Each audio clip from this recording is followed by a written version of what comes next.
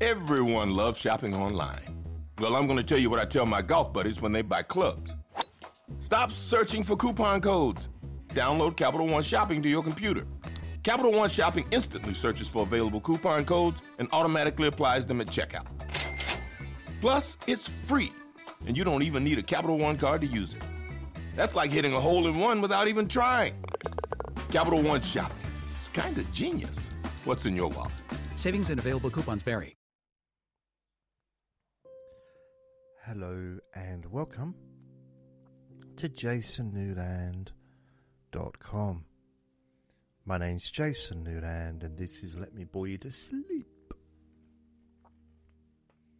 Ow, my knee clicked. Thank you for listening, and only listen when you can safely close your eyes. And just to let you know that I do have more than one podcast. I've got a few actually, and let me read them out to you. It'll take about an hour, but I've got relaxation. I've got the wrong glasses on. No wonder I can't see anything. There they are. There's the 30-Day Relaxation Plan podcast, 7-Day Cure Insomnia podcast, Boring Objects, which is one of my newer podcasts, where I just talk about a boring thing and that's it really.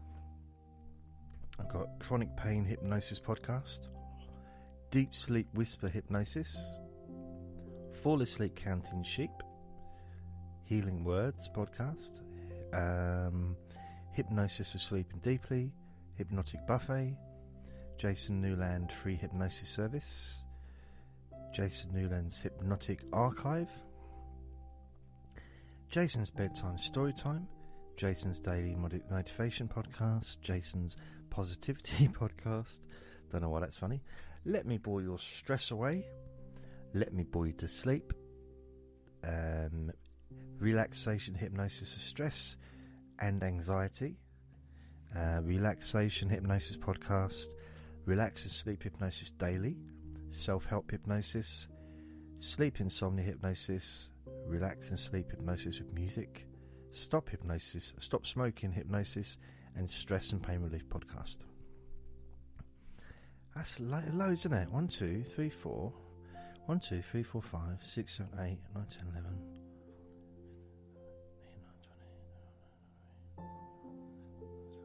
25 podcasts. The main ones are Deep Sleep Whisper, Hypnosis for Sleeping Deeply, Let Me Bore You to Sleep, Relaxation Hypnosis for Stress and Anxiety, Relax and Sleep Hypnosis Daily, Sleep Insomnia Hypnosis. They're the main podcasts. Now some of the others, like Bedtime Storytime, the actual podcast itself doesn't get many views or listens, but it's growing, not by much, but the actual podcasts themselves get listened to on other podcasts. The same is with the Stress and Pain Relief and Boring Objects, so they get listened to. The most listened to podcast is Relaxation Hypnosis for Stress and Anxiety and Panic Attacks. That's the most popular, but this will Let Me Bore You to Sleep. And welcome. Yes. That's a long introduction, wasn't it? I don't know if I couldn't do that every time. That took forever. Weird day. I just lost my glasses, now just found them, which is good. Today, I've made 3 recordings. This is the 4th one. And I'm just constantly, I don't know, surprised, if that's the right word, at how long it takes to edit and upload after I've actually made the recording. It's a long process. It really is. It's very, very tedious, I would say. But there's no way around it, you know. It would take a hell of a lot longer if I was doing it on just the broadband Wi-Fi with just one device. But I end up using 4 devices to upload, and it still takes forever. But there you go. That's the way it is. That's the way the cookie crumbles. So I've been watching some videos on Thailand, and the more videos I watch on Thailand, the more I'm thinking I'd like to visit. And I was watching this video that was recorded, was uploaded maybe yesterday, the day before. And there's this man, he's just walking, he's just walking around. There's beautiful beach, beautiful sky, you know, really bright, sunny, nice, lovely day. Quite windy, which I quite like. And then I go out to the shops, and it's grey. It's overcast. Everything is grey. And I'm on the bus. And honestly, even the houses were grey. And I look around at the people on the bus, and they were grey. And it's,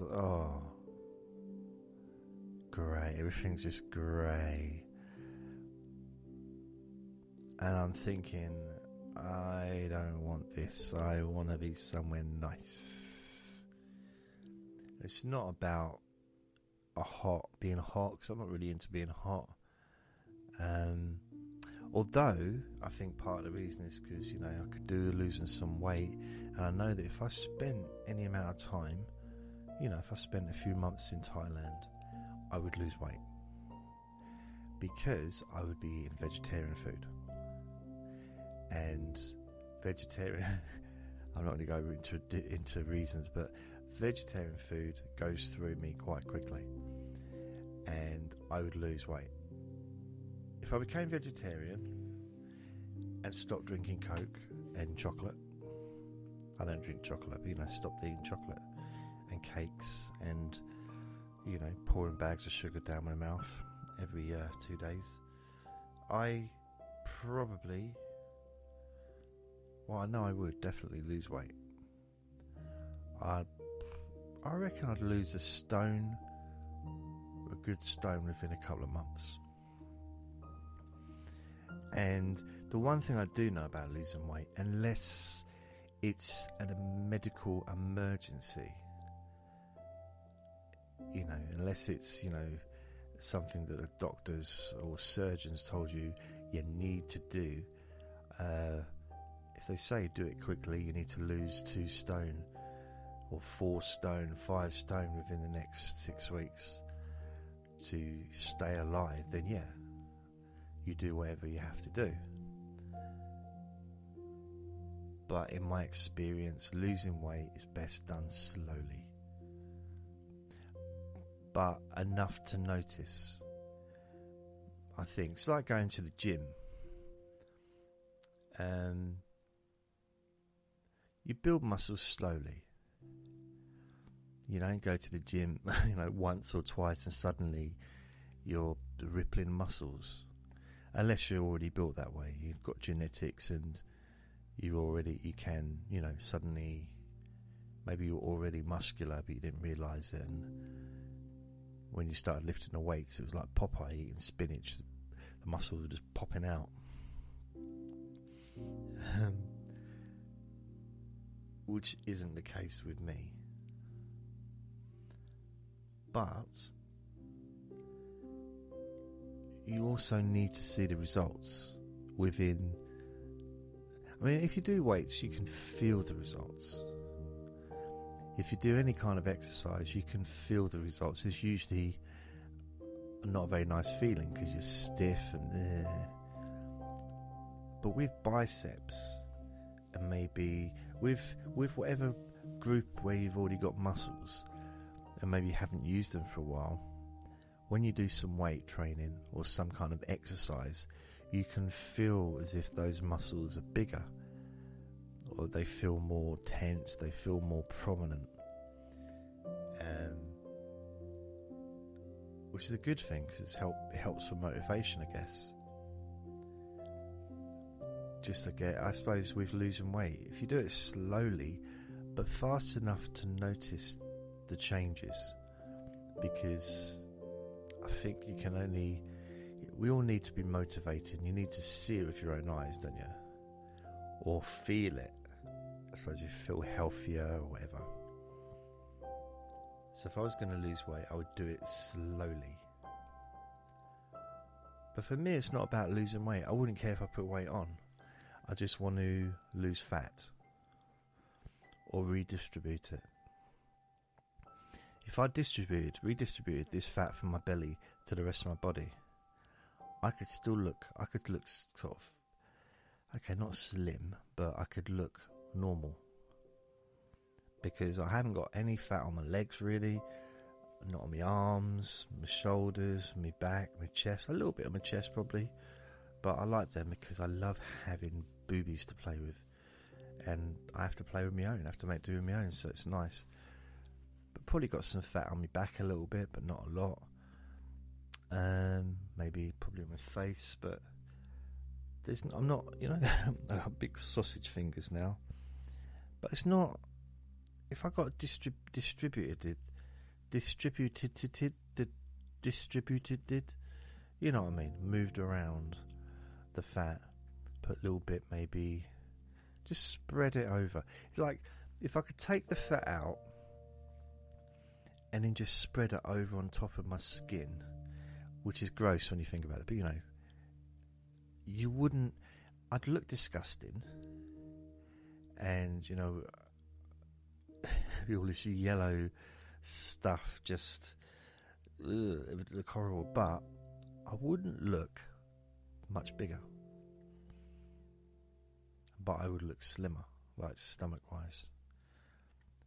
So the other way around it would be to try and take up weights and make the rest of me bigger than my stomach. So if I suddenly got like huge shoulders and huge arms and a huge back full of muscles and maybe a bigger chest, then my stomach would just maybe become insignificant and not even noticeable. Because I've seen people with huge chests, and if they didn't have those really large chests, then their belly would be more, you'd notice maybe the belly, but because their chests are so large, the belly's almost, it's like it doesn't, like it's not even there. So I think if I can get a bigger chest, because if you look at some of the bodybuilders, if you go online and just Google bodybuilders and look at some of them, they have big old bellies. Seriously, there's bodybuilders out there with bellies much bigger than mine, but the chests are also huge as well. And there was a time when that was the Olympia sort of style body, Mr. Olympia. But I think it's changed and got a bit more symmetrical. But it goes through periods with the Mr. Olympia. With Arnold Schwarzenegger, it was symmetry, and he pretty much had the best physique that's possible. Hence winning all the contests many years in a row and end up being famous for it. And other things obviously afterwards.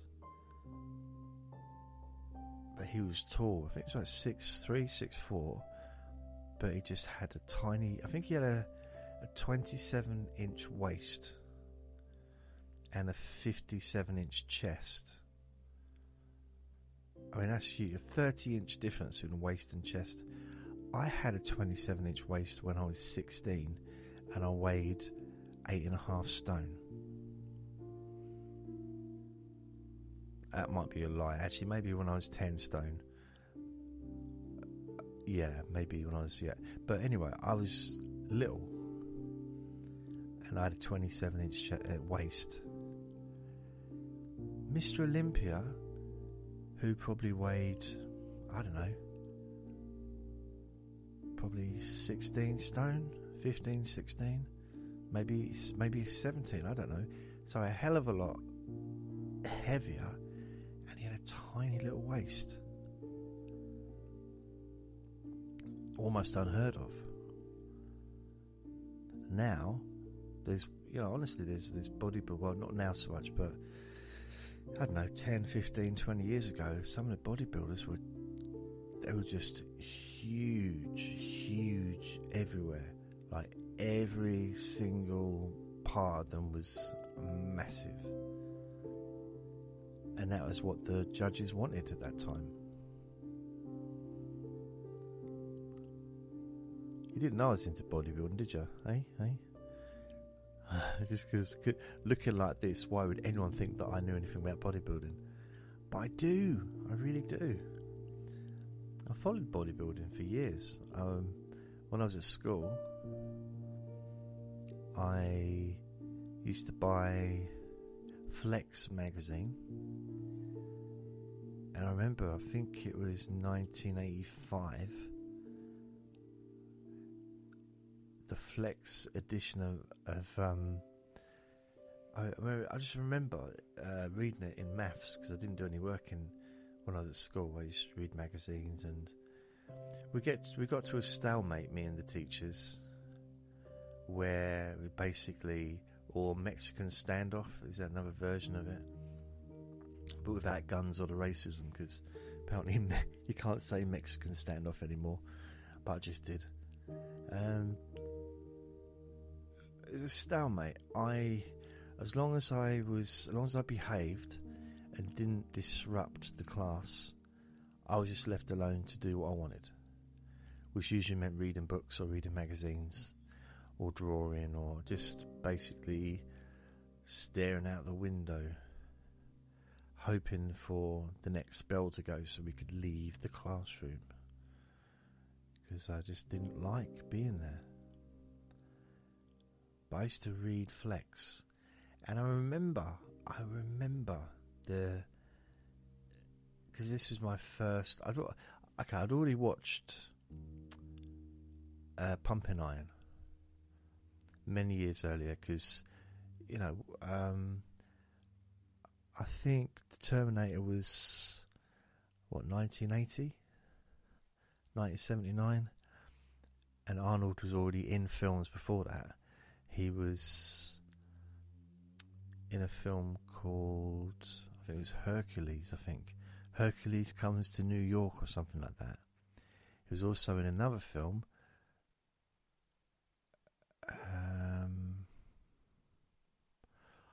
I forget what it is, but it was based around a gym as well. But that was a drama.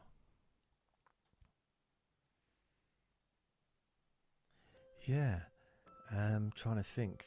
He was in a few things, a few different bits. But anyway, he was he in the Cannonball Run films? Was he in one of those films?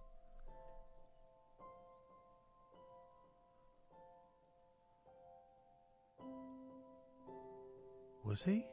Was he in a... Oh, I'm thinking of Joe. I remember Jackie Chan was in the Cannonball Run, I think the second one, with Jaws. Remember Jaws? Is it Richard Keel?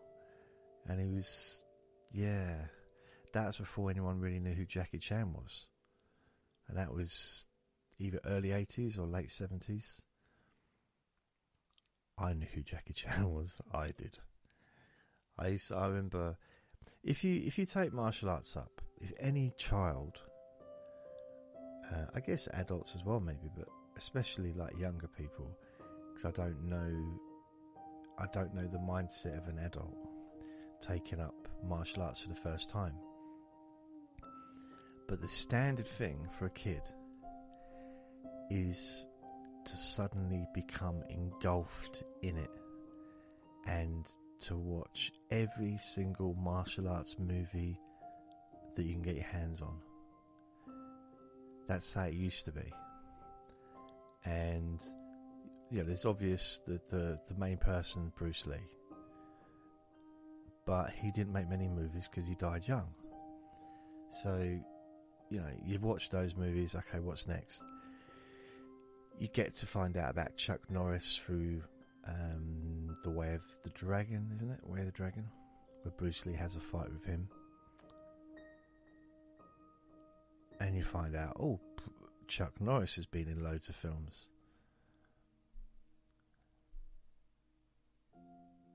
And then, my route was watching every single martial arts film that I could rent, basically. I watched so many.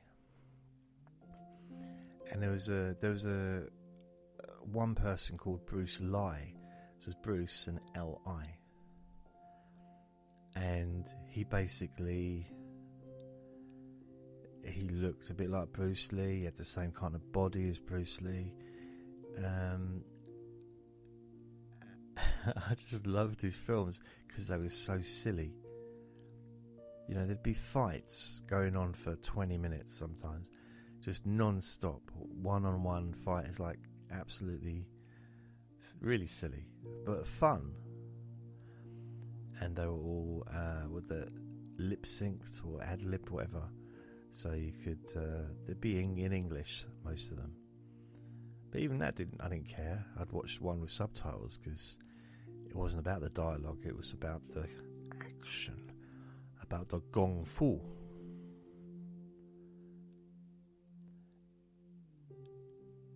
And then I went through a ninja phase. So John Saxon, who was in Enter the Dragon.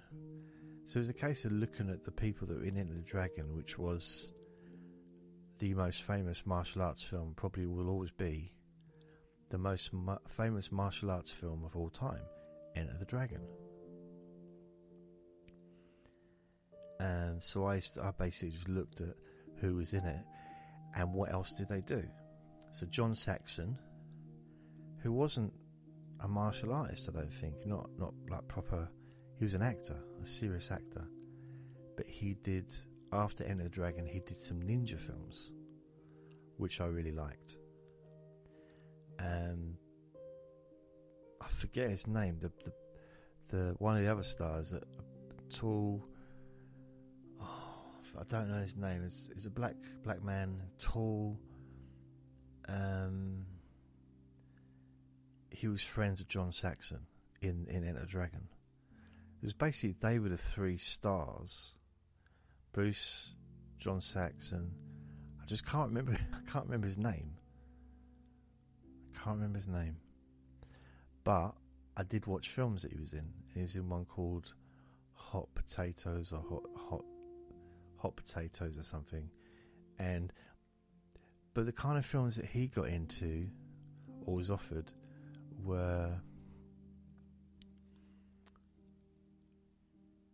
like ghetto films and played a lot on stereotypes, and he made his money, I'm sure, but they were almost not great because of that. Although they were good, as far as his martial arts, because he was a martial artist. So I followed him, got his ones. None of the other people in it that I really knew. Because, we didn't have the internet back then. Libraries didn't really have that kind of information. So where'd you get it? The information wasn't available, really. The most I could do is look at the back cover of Enter the Dragon video cover, or maybe look in a movie magazine and find out, or look in the TV guide. Sometimes it would list all the stars in the show, in the film, and then I could cross-reference that and try and find them in other movies in the video shop. which was a lot of work. And then I discovered the greatest of all of them outside of Bruce Lee. Oh, at that time, there's been some great martial artists come along. I include Van Damme in that as well. He was brilliant. His films, he changed. He brought martial arts up to date. Van Damme. He did with Bloodsport, Kickboxer. They were good films. They were back to basic, like so many kung fu films where a man loses, his brother gets injured in a fight, or he loses someone close to him and he gets beaten up by someone, and he's set out for revenge, so he goes into the middle of the jungle or the forest or to seek out a master, then to train, and the master doesn't want to teach him, and the master keeps telling him to go away, and he keeps saying, but I want to learn, please help me, master, I want to be your student. And the master will say, no, you're not ready, or no, you're not ready, depending on where he's from. I'm not ready. No. So let's move away from the stereotypes, eh? And eventually the master gives up and teaches the man, always a man back then. I think they probably changed it a bit, but all the martial arts films were always the man. There's always a man who was a star. Women were in it, but at martial art, women were in there, martial artists as well. But it's always the man that was a star.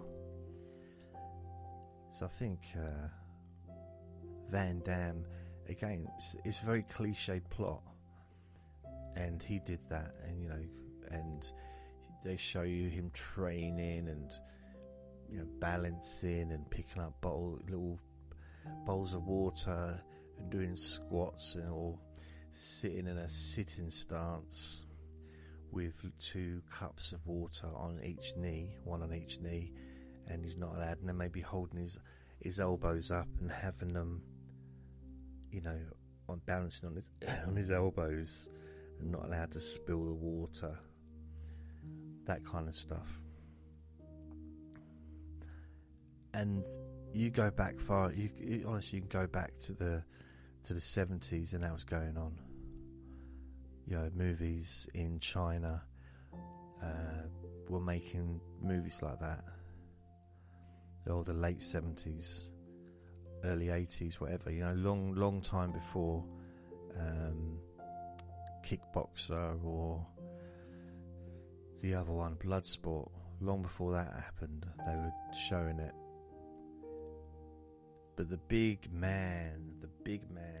main man, who in some ways I preferred over Bruce Lee, Jackie Chan.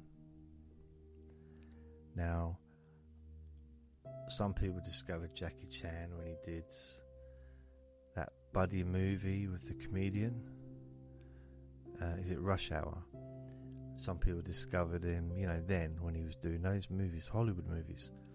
I discovered him way before he was famous, when he'd done Drunken Master, and these are classic movies.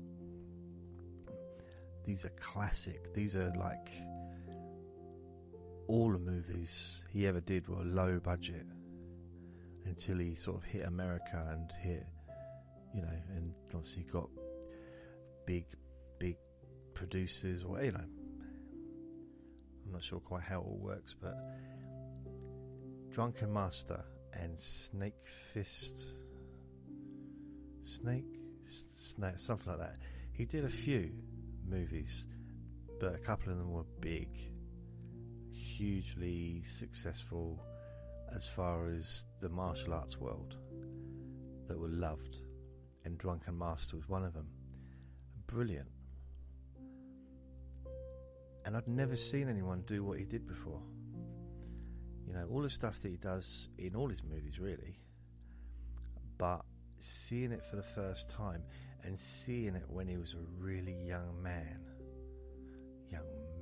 when he was like maybe late teens, early 20s, the acrobatics, the fight scenes where he'd be, there's one, I'm not sure if it's in Drunken Master or another one, but he's actually starving hungry, and he goes into a restaurant which is basically a tent with benches, and he orders some rice or some noodles, and he's eating it, and the person who owns the restaurant says, "You know you're not allowed in here, you owe me money, how are you going to pay for that? You haven't got anything."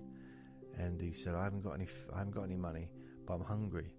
So he's eating it, and then just the owner of the restaurant sets all his henchmen on him to beat him up and to keep punching him in the stomach so they can get their food back, which is weird, a bit grim. So he's having this fight with all these different men, but he's still holding a bowl of noodles, eating them, trying to eat them while he's fighting. And the acrobatics and the movement, and nothing can match it. You know, that kind of thing is, it's almost perfect. He was almost, I say what it was like. He was, if you want to, you could say that he was in the same league as Charlie Chaplin, in a sense of the genius of putting all that together. You know, to be able to, that movement, I mean, I used to like Harold Lloyd.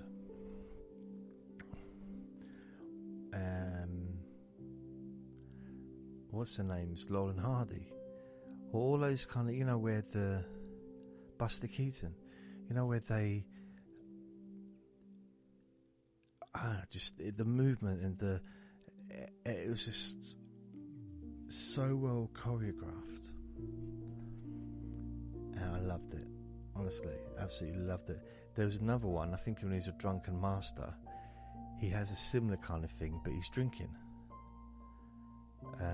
out of this big clay pot that he's carrying around with him, and he's fighting with all his people, but still holding this pot, protecting it and drinking out of it while he's still fighting. It's like, wow. And I wanted to this is what I wanted to learn Drunken Master, drunken boxing, because it was a style where you basically pretended to be drunk. You kind of, and then suddenly you strike really quick, or you kick really quick. And then it was the monkey boxing. I wanted to be a monkey boxer. And there was a bloke in Australia that taught it. I wanted to go to Australia and learn to be a monkey boxer. That was a dream I had. I think I was about 14 at the time.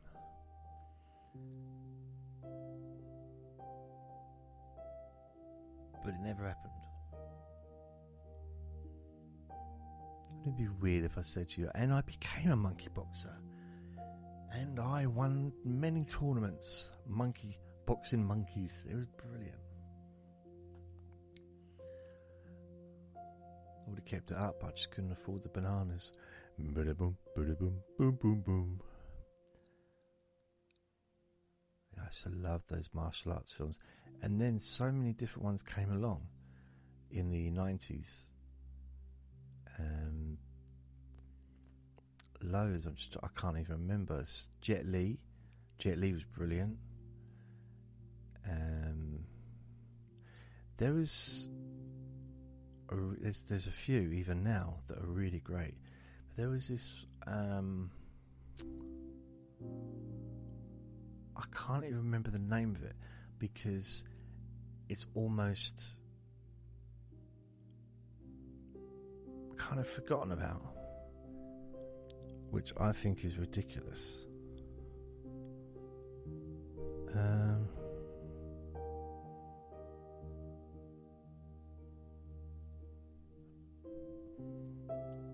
What is it called? Top martial arts films.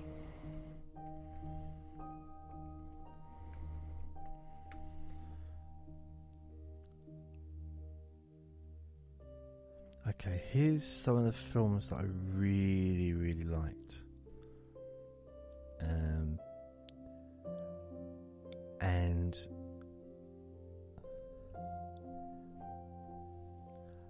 I mean, I'll be honest, this is one of the best kung fu films I've ever watched. And you may not have seen it, but it's brilliant.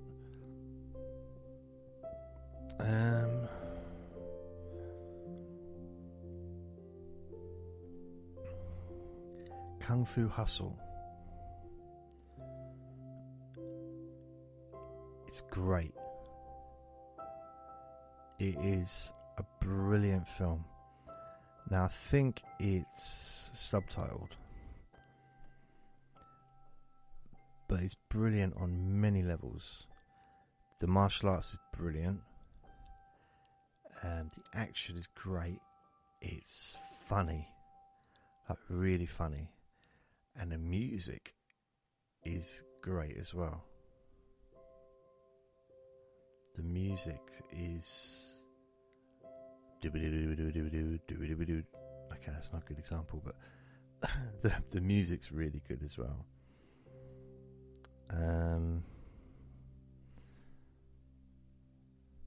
There was a film that... Shaolin Soccer. Now that's a really good film as well.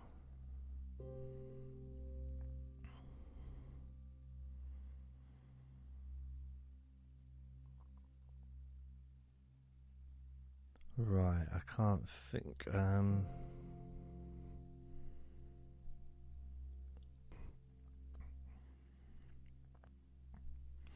can't find the film. There was a film, and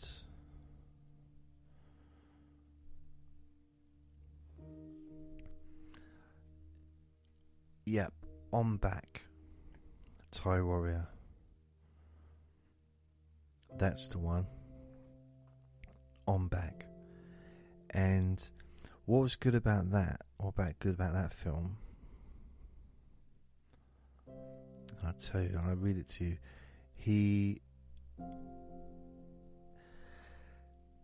The bloke in it was brilliant.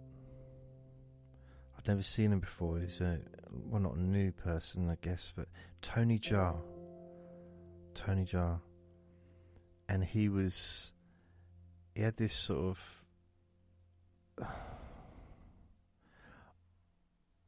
It was a different kind of martial arts. I know it's Muay Thai Warrior, but it was breaking bones and stuff like that. I know it's not everyone's favourite thing, but it was gritty, and it was a really good film. Of course, Jet Li, I mean, he had a run of hits, didn't he? He was in loads of films for a while in the 90s. Tony Jaa. How's this name? It's a good name here. Pechte Wonkamlo. Wonkamlo. Brilliant name. Jumwari Jodkamal. Chatapong Pantana Agkol. Great names. I don't know how much he had. So Muay Thai is kind of classed as the best kickboxing kind of style that there is, but it's more violent than kickboxing, because elbows, strikes, shins, knees. Yeah. Anyway, it's a really good film. Check it out now, man. Don't delay. Watch it today.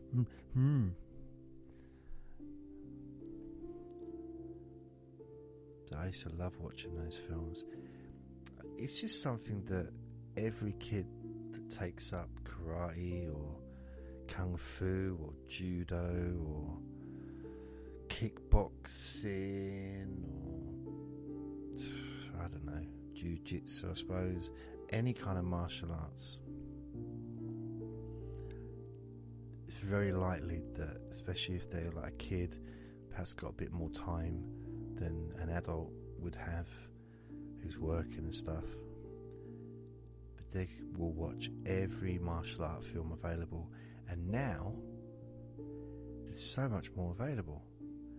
Now back then, I mean, you think just there's 35 years more to watch than there was when I was, 15, 36. Crazy. 16, 26, 36, 46. Blimey. I can remember sitting down in a chair thinking, wow, I've been left school nearly 10 years. It's like 25 years ago. I've been left school. It's been like nearly 5 years since I left school. Wow, time don't half fly. I'll be 20 next month. I'm like, whoa. It's just. I can't believe it. I can't believe it. That's all I'm saying. I can't, and I won't. I refuse to believe it. It's gone too quickly.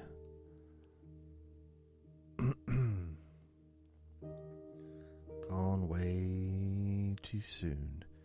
Like a flower in the morning sky. Gone too soon. Bored to amuse. Desire to delight. No, one day. Gone one night. Yeah, that's my Michael Jackson impression. Can you feel it? Can you feel it? Can you feel it? Yes, Michael, now please leave. This is not what I signed up for. All the people that threw up with me, oh, it's all it had to be.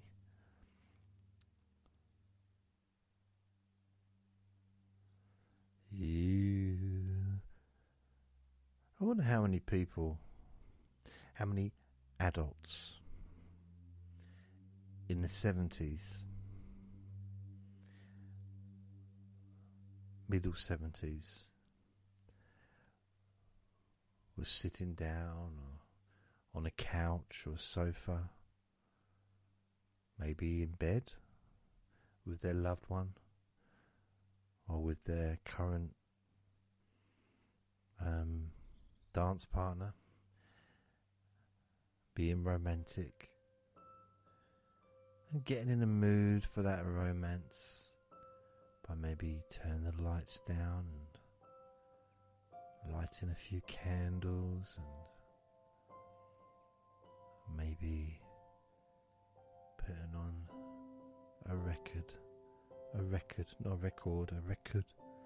not a CD. Put a nice record, nice romantic record to get you in the mood. Oh, Jackson's gotta be there. Got to be there. Be there in the morning when she says hello to the world. Oh, I'll be there I'll be there. Do, do, do, do, do, do, do, do, do, do, do, do, do, just call my name. I'll be there. All these people making sweet love, listening to children singing. They're weird. Because I know that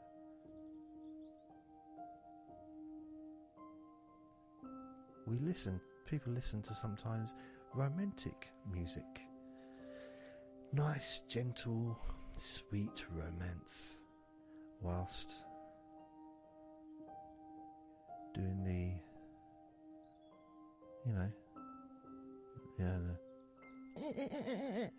that stuff. And so it makes you wonder who's the sick one, really, isn't it?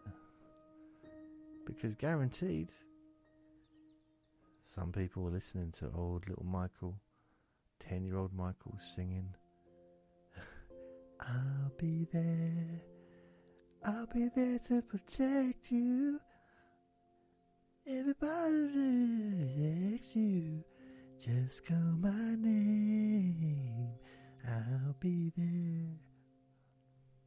Ben, the two of us need look no more. Bloody rat. I didn't realise it was a rat that he was singing to. Honestly, it's such a beautiful song. One of my favourite songs ever that he did. To be fair, it's probably one of my favourite songs ever. I've got hundreds of favourite songs, maybe thousands, but it's up there. Ben, the two of us need look no more. It's something about finding your soulmate. We've both found what we were looking for. It's like you've met someone that's looking for you. You're looking for them. You're looking for you. It's like you've connected. If you ever look behind and don't like what you find, there's something you should know. You got a place to go. It's like, wow. So things don't go so well, and I'm looking around like, oh, this isn't where I wanted to be. These things have gone a bit wrong. I don't know what to do now. Oh, little Michael Jackson. I wonder if anyone actually took him up on that. Knocked on his door. Yeah, I'm here to see Michael. Michael's 10. Yeah, I know he's 10, but he said in his song that if there's a problem, I could always come and he'd look after me. But he's 10. Yeah, but he wrote the song for me. My name's Ben. Oh, you better come in then. That's how I remember him talking. His dad. Yeah. I don't know who wrote the songs. I think they all wrote the songs. Or I don't know if his dad wrote the songs when they were all kids. But what great songs, weren't they? Don't you think? The Jacksons. What great songs. I just loved them. I think the Jacksons, or I don't know if they were the Jackson 5 to start with. I think they had like 4 or 5 number 1 hits in a row. Like ABC. ABC, as easy as 1, 2, 3. Me. Oh, me. That's how easy it can be.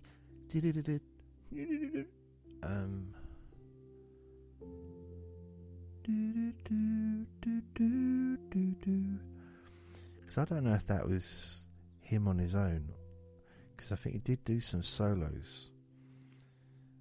Jackson's hits.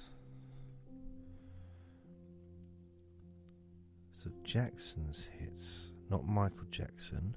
No. They had 13 number one singles. No, that's not right. On his own, he had 13 number one singles. Oh, they had 5. Jackson, so this is the list of recorded 147 Michael Jackson songs. That's quite a few, isn't it? How many? I'm interested in the Jackson 5. Jackson 5 hits. So let's have a look. I Want You Back. I Want You Back. I Want You Back. I can't remember how it goes. I Want You Back. A, B, C, is it? Never can say goodbye. Oh no, no, I never can say goodbye. Every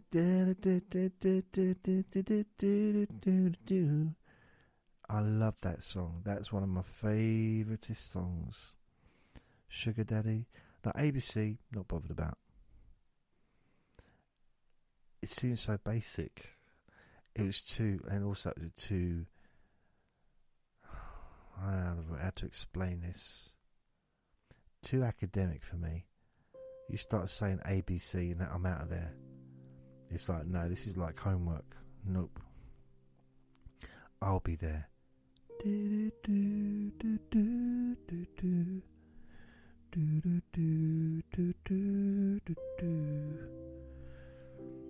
So that was great.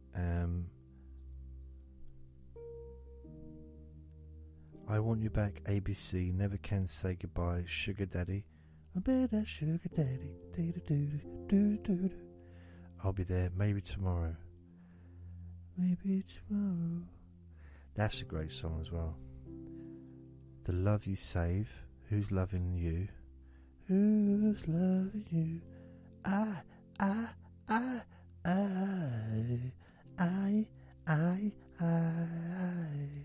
should have never ever, never made you cry. And girl says, whoa, since you've been away. Mama's Pearl. Yeah, going back to Indiana, I found that girl. Yeah, maybe. That was 1971. The greatest hits in 1971, really? It's a bit presumptuous. That's almost presuming that they were not going to be famous for long. How long could they have been? The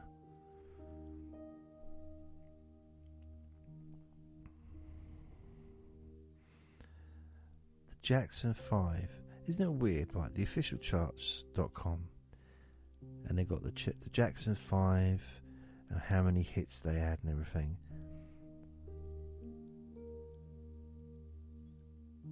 Yeah, they haven't got Michael Jackson in the lineup.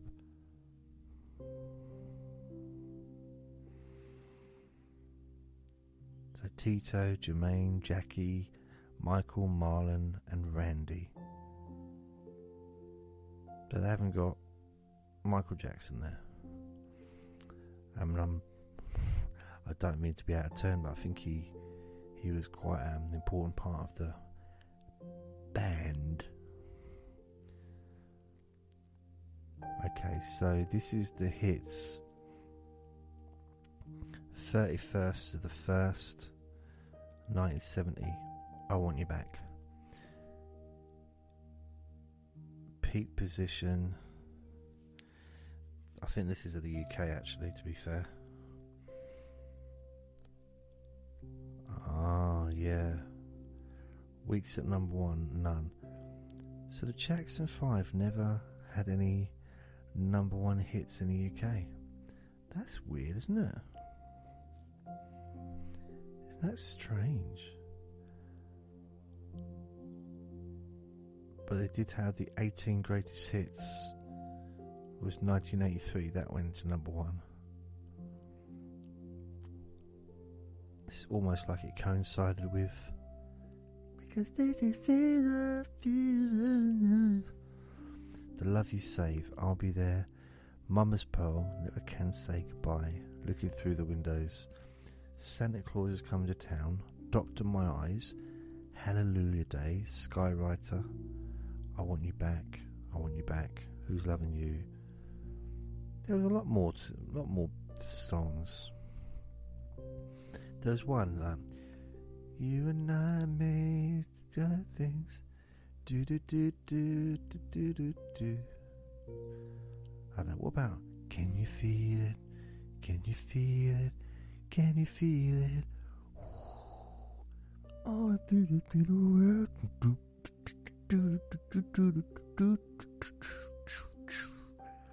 I love that song. I didn't do it much justice just then, but I'm not trying to.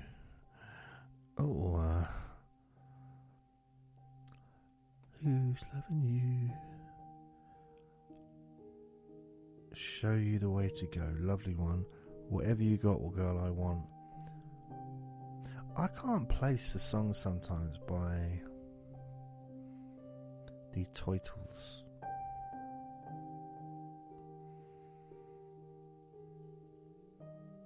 Yeah, isn't that weird? I'm gonna rock with you all night, dance you into the moonlight. I'm gonna rock with you.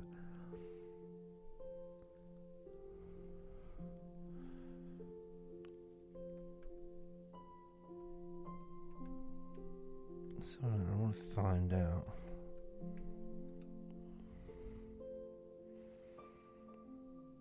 Wow, can't believe Jackson. He was the 7th President of the United States.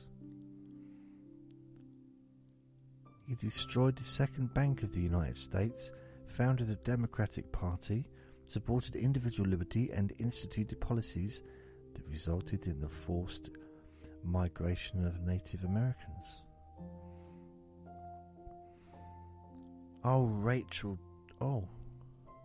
Andrew Jackson. Oh, damn it. I was going to say, wow, why have I not heard about this?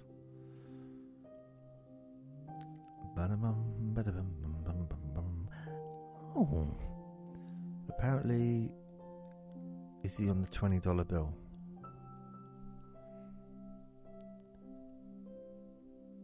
He instituted policies that resulted in the forced migration of Native Americans. I suppose that's one way, because with the way things are going,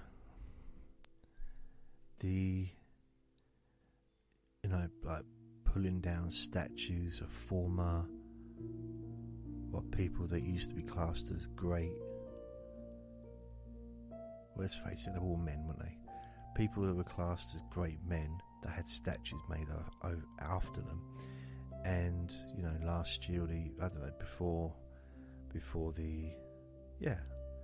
in recent years, they were pulled down and broken up and chucked in rivers and stuff, and that stuff was going on I think all around the world, the Western world or whatever.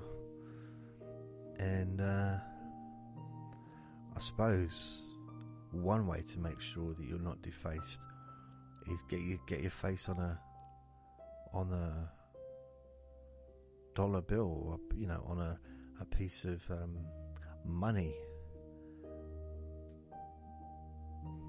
I suppose you could draw a moustache or something. That'll show him.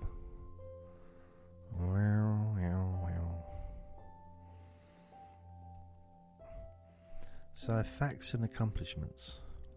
I don't know why I'm suddenly interested. Andrew Jackson, born 1767, died 1845, age 78.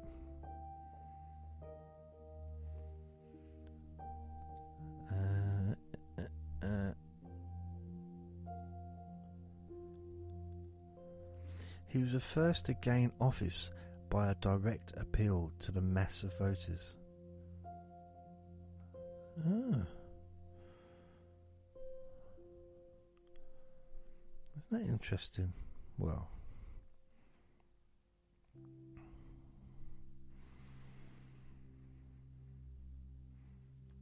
The Battle of New Orleans. The Battle of New Orleans? Why were they having battles for?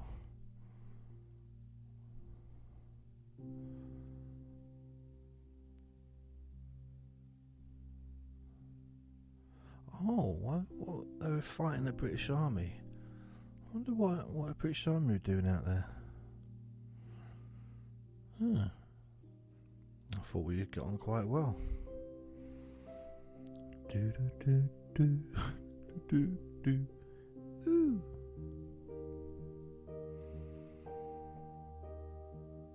See, if we were, let's say, America and England had the memories of some other countries in the world, we would never have anything to do with each other.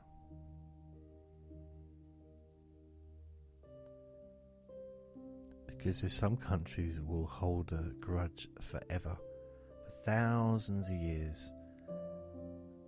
That land used to belong to us 70 million years ago. We want it back. Some people, some countries seem to have that memory. We just, it's having a short-term memory or looking short-term ahead is, obviously it's got its issues and it's problematic. But it's easier to move on and forgive, I think, when there are nations that will never, Germany, Vietnam, all these places. I never understood how on earth Japan managed to move forward. I've got a lot of respect for the Japanese, because in such a short time, really, you think just in my dad's lifetime,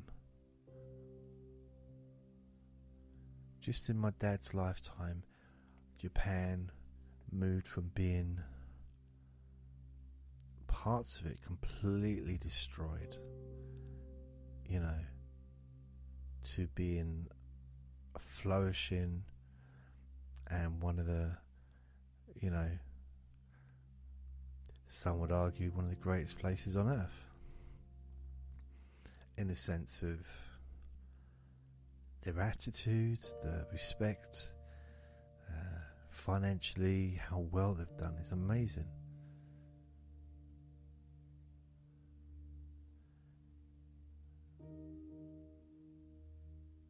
I don't know, I just sometimes wonder how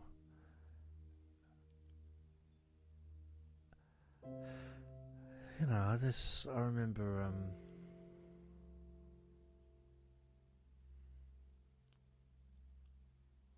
what was it? I remember I was sitting down when I was about 13. We were having an evening meal, and my oldest brother said to me, "How you getting on in maths? How's your maths lesson going?" And I think I ignored him. And my dad said, "Why are you ignoring him?"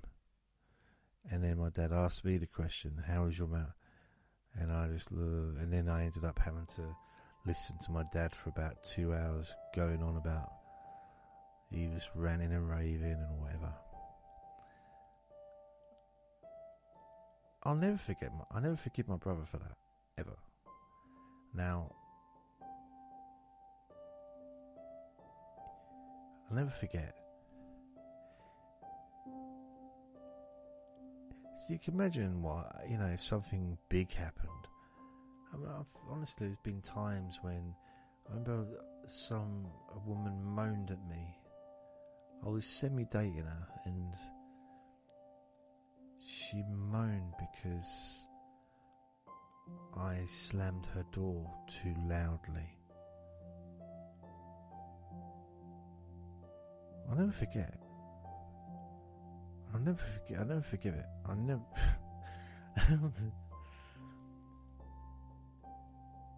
So it's like, I don't know how on earth people are able to move on for such big things, because I just, I just wonder, it just doesn't make sense to me how a country caused genocide, let's face it. That is genocide, dropping nuclear bombs on a country. That's genocide. That's the most horrific crime, as horrific as anything that the Germans did or that the Japanese did during the war. But it's done from a distance, so it's okay. No. I mean, they didn't suffer the way they did. Yeah, they did. It's just crazy. So that was genocide, and all these other countries got done for war crimes. All these other different countries have done.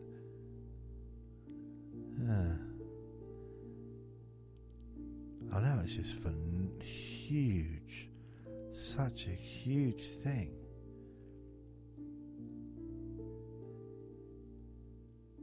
Without any comeback, no retaliation in 75 years. Nothing came back. Now, I would at least have farted in their direction. You know, something. I would have done something. Let off a stink bomb or something. Chucked a rotten tomato. I just find it weird that I think it just shows the character, the humbleness of a nation, to have that happen and just say, okay, let's just move on. It's like, wow.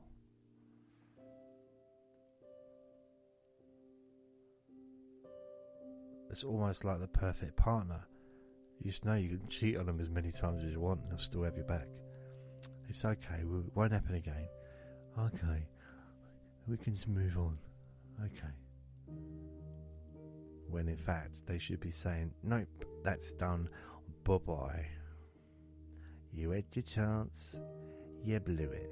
See you later, alligator in the wild crocodile. Bada-bee, bada-boom.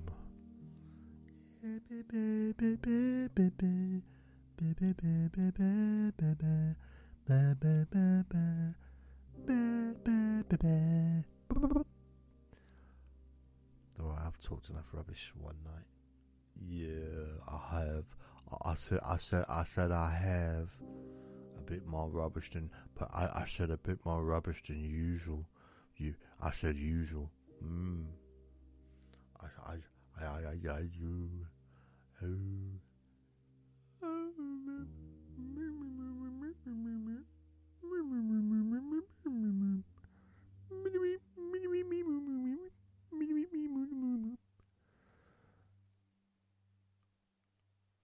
Okay, that was enough. That's enough of that.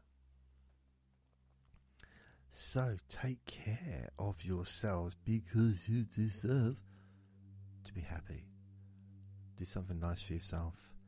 Be gentle with yourself. Lots of love. Bye. Bye, everybody.